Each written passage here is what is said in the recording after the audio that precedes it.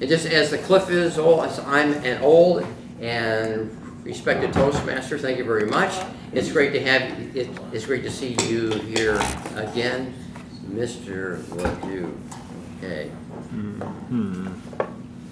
Last week we heard a speech from Richard, and what he talked about was St. Augustine, and I thought it was a terrific speech because it really shed light on Christianity, and the things that he said is that St. Augustine was really a shameful schizophrenic person who was ashamed of sex. And there's really nothing in the New Testament about sex. It only got there because of St. Augustine.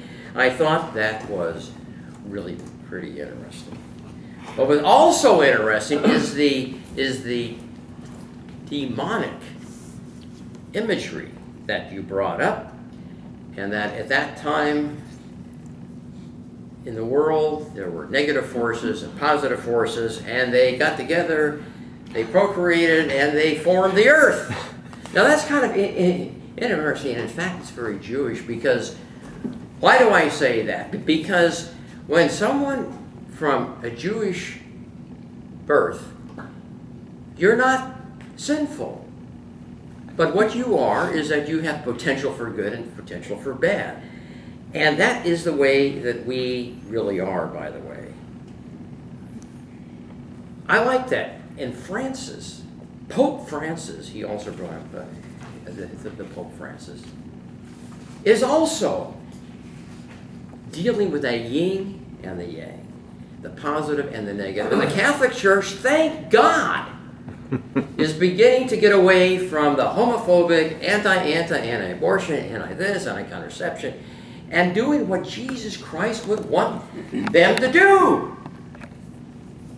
Work with the poor, forgive, and treat people with their worth. Well, now, in the Enlightenment period, the founding fathers of our country, in the Declaration of Independence, also had a more enlightening liberal point of view. And that is that the Creator endowed us with life, liberty, and the pursuit of happiness. Now, you can't get liberty and you can't find happiness unless you have life. And you can't have life unless you have health. I mean, some people, in fact, it's a cliche, right? It's a cliche. If you have your health, you have everything. Contrary to that, if you don't have health, you have nothing. So health is great. In fact, in our Constitution of the United States, Article 1, Section 8, the Congress shall have power to collect taxes, duties, imports, excises, to pay debts, and provide for the common defense and the general welfare of the United States. The general welfare. That is, we the people, our government provides for our welfare, and part of that is programs that help us be who we can be.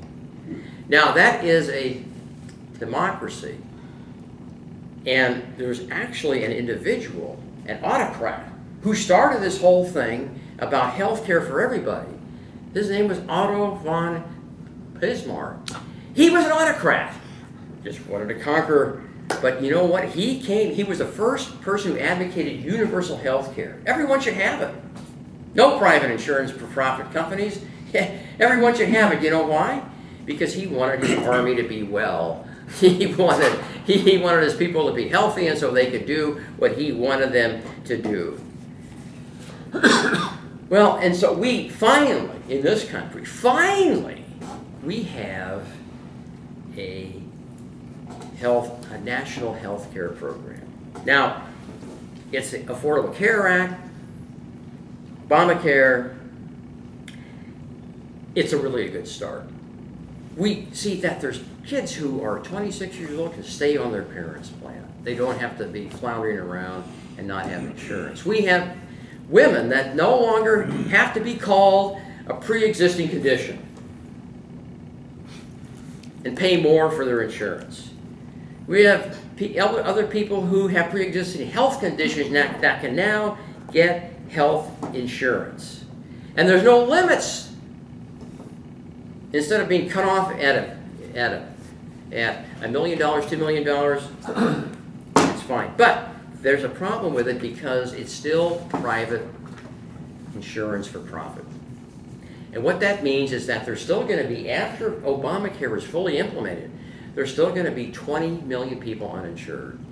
And there's still going to be profit making. And with all the civil liberties that are granted under that, there's probably going to be an increase in the cost of health care.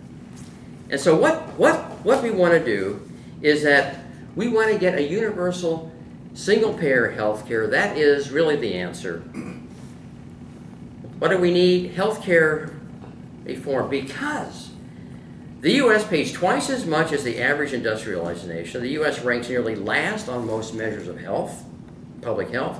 The U.S. is the only industrialized nation in which non-wealthy people lose homes or lives because they can't get health care. Now, Obamacare is a good start. More and more people are going to have health insurance, but not everyone.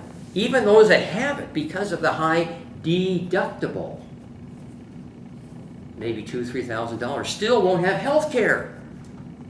They got the insurance, but they still can't go to the doctor.